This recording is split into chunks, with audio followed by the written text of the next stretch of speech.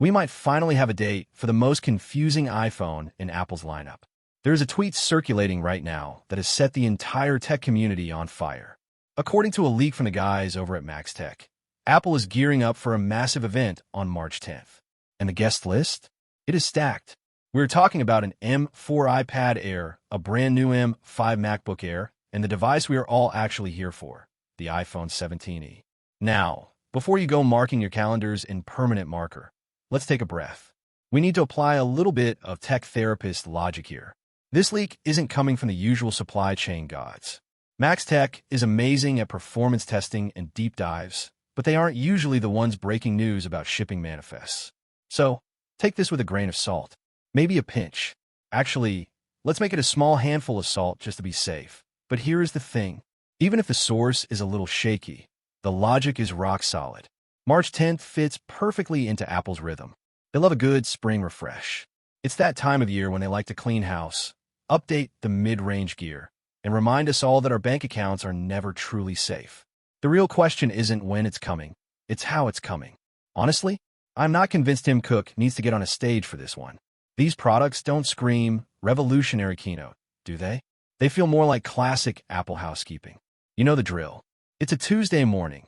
You're sitting at work, pretending to be productive, and suddenly the Apple Store goes down. An hour later, boom, a press release drops, the website refreshes, and suddenly there's a new iPhone that looks suspiciously like the old one, but better. And we know this phone is real. We aren't dealing with sketches on a napkin anymore.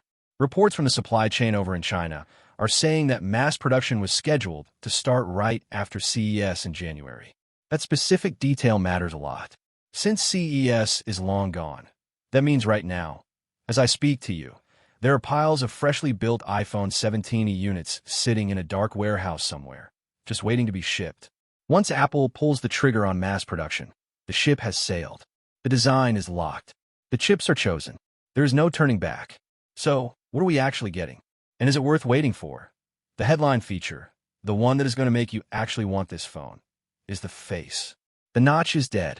Finally, the iPhone 17e is ditching that dated haircut and moving to the pill-shaped dynamic island. And I cannot stress enough how much this matters. It's not just cosmetic. Launching a phone with a notch in 2026 would be like selling a car with a cassette player. It just looks tired. By adding the dynamic island, Apple is dragging this budget-friendly phone into the modern era. It means your live activities, your Uber rides, your timers, and your music controls are all going to live up there in that little interactive bubble. It instantly makes the phone feel premium. Even if the price tag says otherwise, under the hood, it's getting the A19 chipset. Now, this will likely be a binned version, which is just fancy tech speak for saying it might have one less GPU core than the flagship Pro models. Does that matter? Absolutely not. For 99% of people, this difference is invisible. You could be scrolling Instagram, editing a 4K video, or playing a game, and you wouldn't be able to tell the difference. What matters is that by using the A19, Apple is guaranteeing this phone will survive for years. It's going to get software updates until we are all flying around in jetpacks. But we need to have a serious talk about the display. That if you were hoping for promotion, if you were praying for that buttery, smooth 120Hz scrolling, I have bad news. Expectations need to stay grounded. We are looking at a 6.1-inch OLED panel capped at 60 Hz. I know, it hurts me too. It's 2026, and Apple is still selling 60 Hz screens. It's not because they can't give us 120 Hz. It's because they don't want to. High refresh rates are a velvet rope feature. If you want the smooth scrolling, Apple wants you to pay the Pro tax. They are very good at giving us a phone that feels modern, without making it too good. They need to leave you wanting just a little bit more, so you might look at the more expensive model. However, Apple is correcting a massive mistake from the previous generation. Remember when the 16e launched without MagSafe? That was weird, right? It felt like cost-cutting just for the sake of being mean. Well, the rumors say MagSafe is back. This is huge because MagSafe isn't just about charging anymore. It's about wallets, stands, car mounts, and battery packs. A phone without magnets in 2026 just feels broken. So, having that satisfying snapback on the rear of the device makes this feel like a complete iPhone again. Now, let's talk cameras. Or should I say, camera? Singular. We are expecting one 48 megapixel sensor on the back. No ultrawide, no telefoto, just a really good eye. And honestly, I'm totally fine with this. Apple's computational photography has gotten so good that one great lens is better than 3 mediocre ones that companies slap on just for marketing. You lose the zoom, and you lose the wide shots, but for your daily photos of your dog or your lunch, it's going to be crisp.